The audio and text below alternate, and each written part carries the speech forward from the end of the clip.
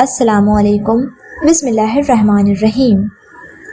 امام بخاری بیان فرماتے ہیں بدر میں حضرت زینب رضی اللہ تعالیٰ عنہ حضور صلی اللہ علیہ وسلم کے گھر میں ہیں اور خاوند کافر قیدیوں میں ہے، نکاح باقی ہے، نکاح قائم ہے، فدیہ کا فیصلہ ہوا۔ ابو العاص بن ربیع کے پاس کچھ دینے کو تھا نہیں، میں فدیہ میں کیا دوں گا؟ اہلیہ محترمہ گھر میں ہیں۔ مدینہ منورہ میں حضرت زینب رضی اللہ تعالیٰ عنہ ان کو پتہ چلا کہ میرا خاوند قیدی ہے، فدیہ کا فیصلہ ہوا ہے، فدیے کے پیسے نہیں ہیں، تو اپنا ہار گلے سے اتارا، کسی ذریعے سے بھجوایا کہ ابو العاص کو دے دو تاکہ اپنا فدیہ ادا کریں۔ مسلمان بہت بعد میں ہوئے ہیں، اپنا ہار دیا کہ جا کر ابو العاص کو دے دو کہ وہ اپنا فدیہ ادا کر کے رہا ہو جائے گا۔ ابو العاص نے دیکھ لیا کہ میری بیوی کا ہار ہے، بیوی نے بھیجا ہے، تو وہ حضور صلی اللہ علیہ وسلم کی خدمت میں جب پیش کیا، اوہو، حضور صلی اللہ علیہ وسلم کی تو آنکھیں بھر آئیں۔ یہ ہار اصل میں حضرت خدیجہ کا تھا، ام المومنین حضرت خدیجہ رضی اللہ تعالیٰ عنہ کا ہار تھا جو انہوں نے شادی کے موقع پر بیٹیوں کو ہدیانہ۔ تو حضور صلی اللہ علیہ وسلم کو وہ پرانا دور سارا یاد آ گیا کہ یہ تو خدیجہ کا ہار ہے، بیٹی کے پاس ہے، اب بیٹی نے خاوند کو بھیجا ہے آزاد ہونے کے لیے۔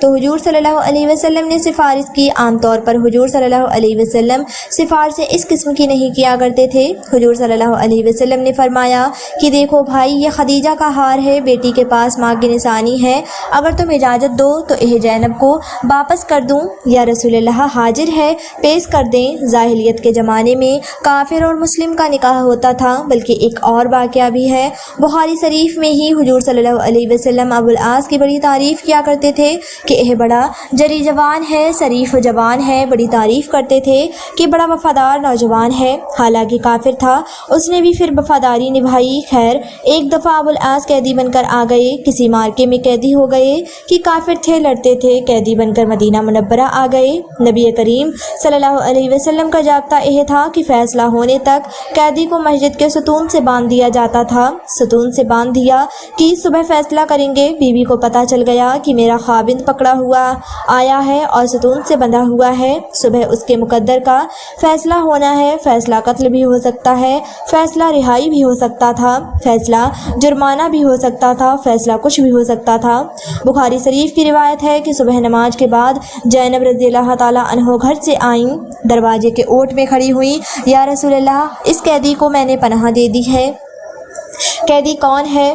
خاوند ہے، اس قیدی کو میں نے پناہ دے دی ہے۔ حضور صلی اللہ علیہ وسلم نے سنا، دیکھا، مسکرائے اور فرمایا، قد عذرنا من عذرت، جس کو تو نے پناہ دے دی ہے ہم نے بھی دے دی۔ قانون ضابطہ یہ تھا کہ کسی قیدی کو، کسی کافر کو، کسی دشمن کو عام آدمی بھی اگر پناہ دے دے تو ہو جاتی تھی، تو ان کو پتہ تھا مسئلے کا کہ میں اگر پناہ دوں گی تو بچ جائے گا، ورنہ پتہ نہیں کیا فیصلہ ہوگا۔ اس کے بارے میں ابو العاص سب سے پہلے ایک دن رسول اللہ صلی اللہ علیہ وسلم کے پاس آئے اور کہا، میں اپنے لیے آپ کی بڑی بیٹی زینب کا ہاتھ مانگنے آیا ہوں۔ رسول اللہ نے فرمایا، میں ان کی اجازت کے بغیر کچھ نہیں کہہ سکتا۔ گھر جا کر رسول اللہ صلی اللہ علیہ وسلم نے زینب سے کہا، تیرے خالہ کے بیٹے نے تیرا نام لیا ہے، کیا تم اس پر راضی ہو؟ سیدہ زینب کا چہرہ سرخ ہوا اور مسکرائیں۔ رسول اللہ اٹھ کر باہر تشریف لے گئے اور ابو العاص بن ربیع کا رشتہ زینب کے لیے قبول کر لیا۔ یہاں سے محبت کی ایک داستان شروع ہوتی ہے۔ ابو العاص سے زینب کا بیٹا علی اور بیٹی امامہ پیدا ہوئے، پھر آزمائش شروع ہو جاتی ہے، کیونکہ نبی پر وحی نازل ہوئی اور آپ اللہ کے رسول بن گئے۔ ابو العاص کہیں سفر میں تھے، جب واپس آئے تو بی بی اسلام قبول کر چکی تھی۔ جب وہ گھر میں داخل ہوئے تو بی بی نے کہا، میرے پاس تمہارے لیے ایک عظیم خبر ہے۔ یہ سن کر ابو العاص اٹھ کر باہر نکلتا ہے۔ سیدہ زینب خوف زدہ ہو کر ان کے پیچھے پیچھے باہر نکلتی ہیں اور کہتی ہیں، میرے ابو نبی بنائے گئے ہیں اور میں اسلام قبول کر چکی ہوں۔ ابو العاص، تم نے مجھے پہلے کیوں نہیں بتایا؟ اب دونوں کے درمیان ایک بڑا مسئلہ پیدا ہوتا ہے۔ بھائی علی بن ابی طالب بھی اسلام قبول کر چکے ہیں، تیرے چچا جاد بھائی عثمان بن عفان بھی مسلمان ہو چکے ہیں، تیرے دوست ابو بکر بھی اسلام قبول کر چکے ہیں۔ ابو العاص نے کہا، اگر میں نہیں چاہتا کہ لوگ یہ کہیں کہ اپنی قوم کو چھوڑ دیا، اپنے دین کو جھٹلایا، میں تیرے ابو کو ملامت نہیں کر رہا ہوں۔ رسول اللہ نے فرمایا اپنے شوہر اور بچوں کے پاس ہی رہو۔ وقت گزرتا گیا اور دونوں اپنے بچوں کے ساتھ مکہ میں ہی رہے، یہاں تک کہ غزوہ بدر کا واقعہ پیش آیا اور ابو العاص قریش کی فوج کے ساتھ اپنے سسر کے خلاف لڑنے کے لیے روانہ ہوئے۔ زینب خوف زدہ تھی کہ اس کا شوہر اس کے ابا کے خلاف جنگ لڑے گا، اسی لیے روتی ہوئی کہتی تھی، اے اللہ، میں ایسے دن سے ڈرتی ہوں کہ میرے بچے یتیم ہوں یا اپنے ابو کو کھو دوں۔ ابو العاص بن ربی رسول اللہ صلی اللہ علیہ وسلم کے خلاف بدر میں لڑے، جنگ ختم ہوئی تو داماد سسر کے قید میں تھا۔ خبر مکہ پہنچ گئی کہ ابو العاص جنگی قیدی بنائے گئے۔ سید زینب پوچھتی رہیں کہ میرے والد کا کیا بنا؟ لوگوں نے بتایا کہ مسلمان تو جنگ جیت گئے۔ اس پر سیدہ زینب نے سجدہ شکر ادا کیا۔ سیدہ زینب نے پھر پوچھا میرے شوہر کو کیا ہوا؟ لوگوں نے کہا اس کو اس کے سسر نے جنگی قیدی بنایا۔ سیدہ زینب نے کہا میں اپنے شوہر کا فدیہ بھیج دوں گی۔ شوہر کا فدیہ دینے کے لیے سیدہ زینب کے پاس کوئی قیمتی چیز نہیں تھی، اسی لیے اپنی والدہ ام المومنین سیدہ خدیجہ کا ہار اپنے گلے سے اتار دیا اور ابو العاص بن ربی کے بھائی کو دے کر اپنے والد کی خدمت میں روانہ کیا۔ رسول اللہ صلی اللہ علیہ وسلم ایک قیدی کا فدیہ وصول کر کے ان کو آزاد کر رہے تھے کہ اچانک اپنی زوجہ سیدہ خدیجہ کے ہار پر نظر پڑی تو پوچھا یہ کس کا فدیہ ہے؟ لوگوں نے کہا یہ ابو العاص بن ربی کا فدیہ ہے۔ یہ سن کر رسول اللہ صلی اللہ علیہ وسلم رو پڑے اور فرمایا یہ تو خدیجہ کا ہار ہے۔ پھر کھڑے ہو گئے اور فرمایا اے لوگو، یہ شخص برا داماد نہیں، کیا میں اس کو رہا کروں؟ اگر تم اجازت دیتے ہو تو میں اس کا ہار بھی اس کو واپس کر دوں۔ لوگوں نے کہا کیوں نہیں اے اللہ کے رسول؟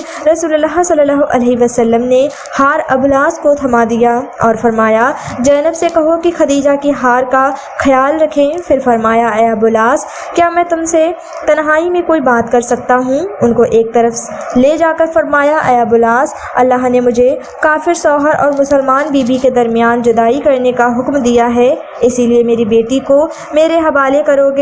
ابو العاص نے کہا جی ہاں۔ دوسری طرف سیدہ زینب شوہر کے استقبال کے لیے گھر سے نکل کر مکہ کے داخلی راستے پر ان کی راہ دیکھ رہی تھیں۔ جب ابو العاص کی نظر اپنی بیوی پر پڑی تو فوراً کہا میں جا رہا ہوں۔ سیدہ زینب نے کہا کہاں؟ ابو العاص نے کہا تم اپنے باپ کے پاس جانے والی ہو۔ سیدہ زینب کیوں؟ ابو العاص نے کہا میری اور تمہاری جدائی کے لیے جاؤ، اپنے باپ کے پاس جاؤ۔ سیدہ زینب نے کہا کہ تم میرے ساتھ چلو گے اور اسلام قبول کرو گے؟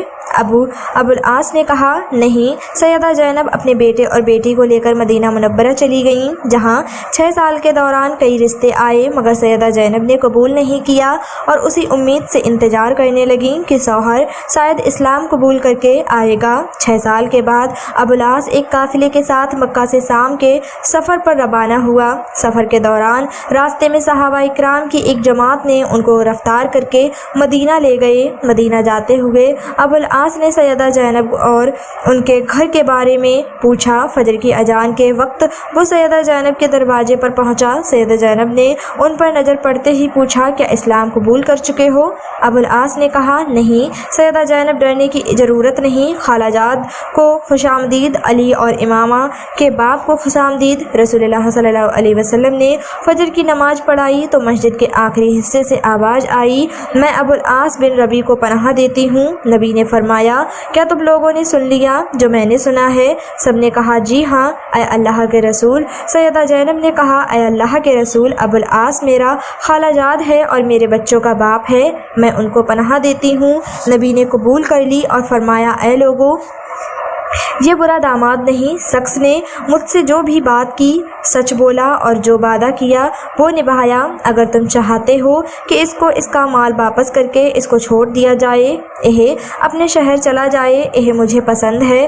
اگر نہیں چاہتے ہو تو یہ تمہارا حق ہے اور تمہاری مرضی ہے، میں تمہارے ملامت نہیں کروں گا۔ لوگوں نے کہا ہم اس کا مال اس کو واپس کر کے اس کو جانے دینا چاہتے ہیں۔ رسول اللہ نے فرمایا اے زینب، تم نے جس کو پناہ دی ہم بھی اس کو پناہ دیتے ہیں۔ اس پر ابو العاص سیدہ زینب کے ساتھ ان کے گھر چلے گئے اور رسول اللہ صلی اللہ علیہ وسلم نے سیدہ زینب سے فرمایا، اے زینب، ان کا اکرام کرو، یہ تیرا خالہ جاد ہے اور بچوں کا باپ ہے، مگر یہ تمہارے قریب نہ آئے کیونکہ یہ تمہارے لیے حلال نہیں۔ سیدہ زینب نے کہا، جی ہاں اے اللہ کے رسول۔ سیدہ زینب نے گھر جا کر ابو العاص بن ربیع سے کہا، اے ابو العاص، جدائی نے تجھے تھکا دیا ہے، کیا اسلام قبول کر کے ہمارے ساتھ رہو گے؟ ابو العاص نے کہا، نہیں، اور اپنا مال لے کر مکہ روانہ ہو گئے۔ مکہ پہنچے تو کہا، اے لوگو، یہ لو اپنے اپنے مال، کیا کسی کا کوئی مال میرے ذمے ہے؟ لوگوں نے کہا، اللہ تمہیں بدلہ دے، تم نے بہتر وعدہ نبھایا۔ ابو العاص نے کہا، میں گواہی دیتا ہوں کہ اللہ کے سوا کوئی معبود نہیں اور محمد اللہ کے رسول ہیں۔ اس کے بعد وہ مدینہ روانہ ہوئے اور جب مدینہ پہنچے تو فجر کا وقت تھا۔ سیدھا نبی کے پاس گئے اور کہا، کل آپ نے مجھے پناہ دی تھی اور آج میں یہ کہنے آیا ہوں کہ میں گواہی دیتا ہوں کہ اللہ کے سوا کوئی معبود نہیں اور آپ اللہ کے رسول ہیں۔ سیدہ ابو العاص نے کہا، اے اللہ کے رسول، کیا زینب کے ساتھ رجوع کی اجازت دیتے ہیں؟ نبی نے سیدنا ابو العاص کا ہاتھ پکڑ کر فرمایا، آؤ میرے ساتھ، اور سیدہ زینب کے دروازے پر لے جا کر دروازہ کھٹکھٹایا اور سیدہ زینب سے فرمایا، یہ تمہارا خالہ جاد واپس آیا ہے، تم سے رجوع کی اجازت مانگ رہا ہے، کیا تمہیں قبول ہے؟ سیدہ زینب کا چہرہ سرخ ہوا اور مسکرائیں۔ عجیب بات یہ ہے کہ اس واقعے کے صرف 1 سال بعد سیدہ زینب کا انتقال ہو گیا، جس پر سیدنا ابو العاص جارو قطار رونے لگے، حتیٰ کہ لوگوں کے سامنے رسول اللہ ان کے سر پر ہاتھ پھیر کر تسلی دیتے تھے۔ جواب میں سیدنا ابو العاص کہتے، اے اللہ کے رسول، اللہ کی قسم، زینب کے بغیر میں دنیا میں زندہ نہیں رہ سکتا، اور 1 سال کے بعد ہی سیدنا ابو العاص بھی انتقال کر گئے۔ ثانیہ کربلا کے دوسرے دن بناتے اہل بیت کو قیدیوں کی حیثیت سے کوفہ روانہ کیا گیا تو شمر کی حضرت زین العابدین پر نظر پڑی۔ اس نے انہیں بھی شہید کرنا چاہا، لیکن حضرت زینب بیمار بھتیجے سے لپٹ گئیں اور انہیں شہید ہونے سے بچا لیا۔ نواسۂ رسول کے سر مبارک کو ایک تست میں رکھ کر جابر فاس عبید اللہ بن زیاد کے سامنے پیش کیا گیا۔ کوفے کے اس ظالم اور لالچی گورنر نے بے شرمی اور بے حد مظاہرہ کرتے ہوئے غمزدہ خواتین کا مزید ذہنی اذیت پہنچائی۔ پھر حکم دیا کہ دمشق لے جانے سے پہلے ان سب کو کوفہ کے بازاروں میں گھماؤ۔ مخل لکھتے ہیں کہ ہزاروں کی تعداد میں کوفی گھروں سے نکل آئے تھے۔ اس موقع پر سیدہ زینب اپنے جذبات پر قابو نہ رکھ سکیں۔ انہوں نے بآواز بلند کہا، اے عہد توڑنے والو، دھوکے باز کوفیوں، تم نے میرے بھائی کو خط لکھ کر بلایا، ان کے نام پر بیعت کی، لیکن پھر تم اپنے گھروں میں چھپ کر بیٹھ گئے۔ تمہاری اس غداری پر اللہ تم کو کبھی معاف نہیں کرے گا۔ میدان کربلا میں ہونے والے قتل عام میں تم برابر کے شریک ہو۔ ان مقدس ہستیوں کو یزیدی فوج کے حصار میں قیدی کی حیثیت سے دمشق لے جایا گیا اور یزید کے دربار میں پیش کیا گیا۔ کچھ مخن لکھتے ہیں کہ یزید نے امام حسین کے سر کو دیکھا تو آپ دیدہ ہو گیا۔ اس نے اس اندوہناک شہادت اور عظیم ثانی ہے کہ تمام تر ذمہ داری گورنر کوفہ عبید اللہ ابن زیاد پر ڈال دی۔ اگر یہ بات درست ہے تب بھی تاریخ یزید کو اس واقعے سے کبھی وری عظمیٰ قرار نہیں دے سکتی کہ حاکم وقت کی مرضی اور منصب کے بغیر اتنا بڑا شانیہ ہو جانا ممکن نہیں۔ حضرت زینب نے یزید کے دربار میں تاریخی خطبہ ارشاد فرمایا، کہا، سب تعریفیں اس اللہ کے لیے ہیں جو قیامت کا پروردگار ہے اور اللہ کی رحمت نازل ہو پیغمبر خدا پر اور ان کے پاکیزہ اہل بیت پر۔ اما بعد، بالکھریا کو برائیوں کی سیاہی سے داغدار کر کے اپنے اللہ کی آیات کی تقزی اور آیات پروردگار کا مذاق اڑایا۔ اے یزید، کیا تو سمجھتا ہے کہ تو نے ہم پر زمین کے گوشے اور آسمان کے کنارے تنگ کر دیے اور رسول اللہ صلی اللہ علیہ وسلم کی آل کو رسیوں اور زنجیروں سے جکڑ کر در بدر پھرانے سے تو اللہ کی بارگاہ میں سرفراز ہوا اور ہم رسوا ہو گئے؟ کیا تیرے خیال میں ہم مظلوم ہو کر ذلیل ہو گئے اور تو ظالم بن کر بھی سربلند ہوا؟ کیا تو سمجھتا ہے کہ ہم پر ظلم کر کے اللہ کی بارگاہ میں تجھے شان اور مقام حاصل ہو گیا؟ آج تو اپنی ظاہری فتح کی خوشی میں سرمست ہے، مسرت تو شادمانی سے سرشار ہو کر اپنے غالب ہونے پر اترا رہا ہے اور خلافت کے ہمارے مسلمہ حق کو کر کے خوشی اور سرور کا جشن منانے میں مشغول ہے، اپنی غلط سوچ پر مغرور نہ ہو اور ہوش کے ناخن لے۔ کیا تو نے اللہ کا یہ فرمان بھلا دیا ہے کہ حق کا انکار کرنے والے یہ نہ سمجھیں کہ ہم جو انہیں مہلت دیتے ہیں یہ ان کے حق میں بھلائی ہے؟ ہم انہیں مہلت اسی لیے دیتے ہیں کہ وہ گناہ میں زیادتی کریں اور ان کے لیے خوار کرنے کا عذاب ہے۔ اے تلک یعنی آزاد کردہ غلام کے بیٹے، کیا یہ تیرا انصاف ہے کہ تو نے اپنی مستورہ اور لونڈیوں کو چادر اور چار دیواری کا تحفظ فرما کر کے پردے میں بٹھا رکھا ہے؟ رسول اللہ صلی اللہ علیہ وسلم کی صاحبزادیوں کو برہنہ سر رکھا۔ اے یزید، یاد رکھ کہ اللہ آل رسول کا تجھ سے انتقام لے کر ان مظلوم کا حق انہیں دلائے گا اور انہیں امن اور سکون کی نعمت سے مالا مال کرے گا۔ اللہ کا فرمان ہے کہ جو لوگ اللہ کی راہ میں مارے گئے انہیں مردہ نہ سمجھو بلکہ وہ زندہ ہیں اور اپنے رب کے ہر رزق پر پا رہے ہیں۔ افسوس تو اس بات کا ہے کہ شیطان کے ہمنبا اور بدنام لوگوں نے رحمان کے سپاہیوں اور پاک باز لوگوں کو تہو تہ کر ڈالا اور ابھی تک اس شیطان ٹولے کے ہاتھوں سے ہمارے پاک خون کے قطرے ٹپک رہے ہیں۔ تو نے جس گھنونے جرم کا انتقام کیا ہے اس کا بدمہ داغ اپنے دامن سے نہ دھو پائے گا۔ اب تیری حکومت کی گنتی کے چند دن رہ گئے ہیں، تیرے سب ساتھی تیرا ساتھ چھوڑ جائیں گے، تیرے پاس اس دن کی حسرت اور پریشانی کے سوا کچھ بھی نہیں بچے گا جب منع دی ہوگی کہ ظالم اور ستمگر لوگوں پر اللہ کی لعنت ہے۔ یزید نے کچھ دن بعد ان خواتین کو ایک صحابی رسول حضرت نعمان بن بشیر کی نگرانی میں انہیں مدینہ منورہ روانہ کر دیا۔ ثانیہ کربلا اور اہل بیت کے قافلے کی آمد کی اطلاع بھی موسومی تھی، چنانچہ اہل مدینہ نے شہر سے باہر نکل کر قافلے کا استقبال کیا۔ نہایت پرسوج منظر تھا، ہر شخص اشکبار تھا، قافلے میں شامل خواتین غم سے نڈھال تھیں۔ دوسرے دن حضرت زینب نے روز مبارک پر حاضری دی اور درود اور سلام کے بعد بات ثانی ہے کہ قرارداد پیش کی۔ ایک روایت میں ہے کہ جس وقت قیدیوں کو دمشق لایا گیا تھا تو اس وقت ایک عورت یزید کی بیوی ہند کے پاس آئی اور اس سے کہا کہ اے ہند، ابھی کچھ قیدی آئے ہیں، انہیں دیکھ کر دل دہل اٹھتا ہے، آؤ وہیں چلیں۔ ہند اٹھی اور اس نے ایک عمدہ لباس جیبتن کیا اور اپنے سرتا پر چادر اوڑھی اور اس مقام پر آئی اور اس نے خادمہ کو حکم دیا کہ کرسی لائی جائے۔ جب وہ کرسی پر بیٹھ گئی تو حضرت زینب رضی اللہ تعالی عنہ کی نظر اس پر پڑی۔ آپ نے غور سے اس کی طرف دیکھا تو اسے پہچان لیا اور اپنی بہن ام کلثوم سے کہا، بہن کیا آپ نے اس عورت کو پہچان لیا ہے؟ ام کلثوم نے جواب دیا کہ نہیں، میں نے اسے نہیں پہچانا۔ حضرت زینب رضی اللہ تعالی عنہ نے فرمایا، یہ ہماری کنیز ہند بنت عبداللہ ہیں جو ہمارے گھر میں کام کرتی تھیں۔ حضرت زینب رضی اللہ تعالی عنہ کی بات سن کر جناب ام کلثوم نے اپنا سر نیچے کر لیا اور حضرت زینب رضی اللہ تعالی عنہ نے بھی اپنا سر جھکا لیا تاکہ ہند ان کی طرف متوجہ ہوں۔ آگے بڑھ کر پوچھا، آپ نے آپس میں کیا گفتگو کی کہ جس کے بعد پر اسرار طور پر اور خاص انداز میں اپنا سر جھکا لیا؟ کیا کوئی خاص بات ہے؟ حضرت زینب رضی اللہ تعالی عنہ نے کوئی جواب نہ دیا اور خاموش کھڑی رہیں۔ ہند نے پھر پوچھا، اے مستورہ، آپ کس علاقے سے ہیں؟ اب حضرت زینب رضی اللہ تعالی عنہ خاموش نہ رہیں اور فرمایا، ہم مدینے کے رہنے والے ہیں۔ ہند نے مدینہ منورہ کا نام سنا تو اپنی کرسی چھوڑ دی اور احترام سے کھڑی ہو گئیں اور پوچھنے لگیں، بہن کیا آپ مدینے والوں کو جانتی ہیں؟ حضرت زینب رضی اللہ تعالی عنہ نے فرمایا، تم کن مدینے والوں کے بارے میں دریافت کرنا چاہتی ہو؟ ہند نے کہا، میں حضرت علی رضی اللہ تعالی عنہ کے گھرانے کے متعلق پوچھنا چاہتی ہوں۔ حضرت علی رضی اللہ تعالی عنہ کے گھرانے کا نام لے کر ہند کی آنکھوں سے محبت کے آنسو جاری ہو گئے اور خود کہنے لگیں، میں اس گھرانے کی خادمہ تھیں اور وہاں کام کیا کرتی تھیں، مجھے اس گھرانے سے بہت محبت ہے۔ حضرت زینب رضی اللہ تعالی عنہ نے پوچھا، تم اس گھرانے کی کن افراد کو جانتی ہو اور کن کے متعلق دریافت کرنا چاہتی ہو؟ ہند نے کہا، میں حضرت علی رضی اللہ تعالی عنہ کی اولاد کا حال معلوم کرنا چاہتی ہوں، حضرت حسین اور اولاد حسین اور علی کی پاک باز لڑکیوں کا حال معلوم کرنا چاہتی ہوں۔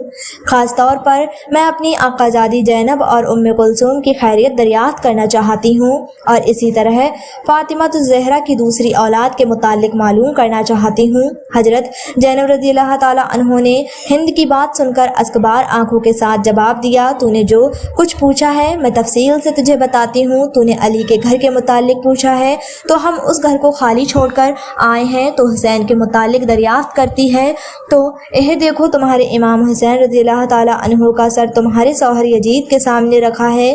تو نے اولاد علی کے متعلق دریافت کیا ہے تو ہم ابو الفضل عباس سمیت سب جوانوں کو کربلا کے تپتے صحرا میں چھوڑ کر آئے ہیں۔ تو نے اولاد حسین کے متعلق پوچھا تو ان کے سب جوان مارے گئے ہیں، صرف ایک علی ابن حسین باقی ہیں جو تیرے سامنے ہے اور بیماری کی وجہ سے ناتبہ ہیں۔ اور جو تو نے زینب کے متعلق دریافت کیا تو دل پر ہاتھ رکھ کر سن، میں زینب ہوں اور میری بہن ام کلثوم ہے۔ حضرت زینب رضی اللہ تعالیٰ عنہ کا دردناک جواب سن کر ہند کی چیخ نکل گئی اور منہ پیٹ کر کہنے لگیں، ہائے یہ کیا ہو گیا، ہمارے امام کا کیا حال کیا ہے، کاش میں اس سے پہلے اندھی ہو جاتی اور فاطمہ کی بیٹیوں کو اس حال میں نہ دیکھتی۔ روتے روتے ہند بے قابو ہو گئی اور ایک پتھر اٹھا کر اپنے سر پر اتنی زور سے مارا کہ اس کا سارا بدن خون خون ہو گیا اور وہ گریہ اساری کرتے ہوئے بے ہوش ہو گئی۔ جب ہوش میں آئی تو حضرت زینب رضی اللہ تعالیٰ عنہ اس کی طرف متوجہ ہوئیں۔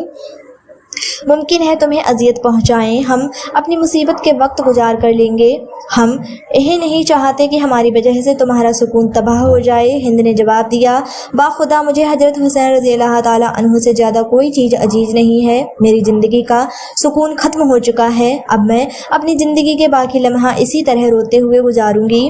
وید کی شہزادیوں میں آپ سے درخواست کرتی ہوں کہ آپ سب میرے گھر آئیں، ورنہ میں بھی آپ کے ساتھ یہیں بیٹھی رہوں گی اور قطن اپنے گھر نہیں جاؤں گی۔ یہ کہہ کر ہند کھڑی ہوئی اور اپنی چادر اتار کر یزید کے پاس آ گئی۔ یزید اس وقت انہیں ملک سے آیا تھا۔ ہند نے یزید سے کہا، اے یزید، کیا تو نے حکم دیا ہے کہ امام حسین کا سر نیزی کی نوک پر بلند کیا جائے اور دروازے پر لٹکا دیا جائے؟ نواسہ رسول کا سر میرے گھر کے دروازے پر یزید نے اپنی زوجہ کو اس حالت میں دیکھا تو فوراً اٹھ کھڑا ہوا اور بھرے دربار میں اسے سربرانہ دیکھ کر برداشت نہ کر سکا، اسے چادر پہنائی اور کہنے لگا، ہاں یہ حکم میں نے دیا ہے، اب تو نواسہ رسول پر گریہ اور ماتم کرنا چاہتی ہے تو بے شک کر، لیکن حقیقت یہ ہے کہ ابن زیاد نے جلد بازی سے کام کا لیتے ہوئے حسین کو قتل کر ڈالا ہے۔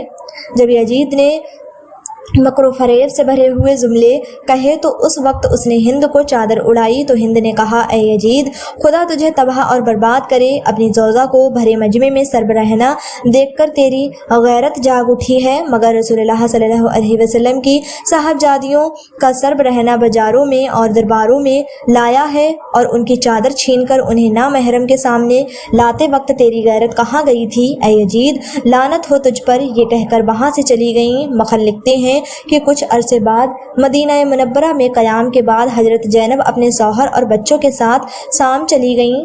63 ہجری میں دمشق میں ان کا انتقال ہوا۔ دمشق میں حضرت زینب رضی اللہ تعالیٰ عنہ کا شاندار مقبرہ شام کربلا کا امین ہے، جبکہ یزید اور قاتلانہ کربلا عبرت کا نشان بن چکے ہیں۔ اللہ تعالیٰ ہمیں دین کی مکمل سمجھ نصیب فرمائے اور ہمارا خاتمہ ایمان پر فرمائے، آمین۔ پیارے دوستوں، ملتے ہیں ایک اگلی ویڈیو کے ساتھ، تب تک کے لیے اپنا بہت سارا خیال رکھیں، دعاؤں میں یاد رکھیں۔ اللہ حافظ۔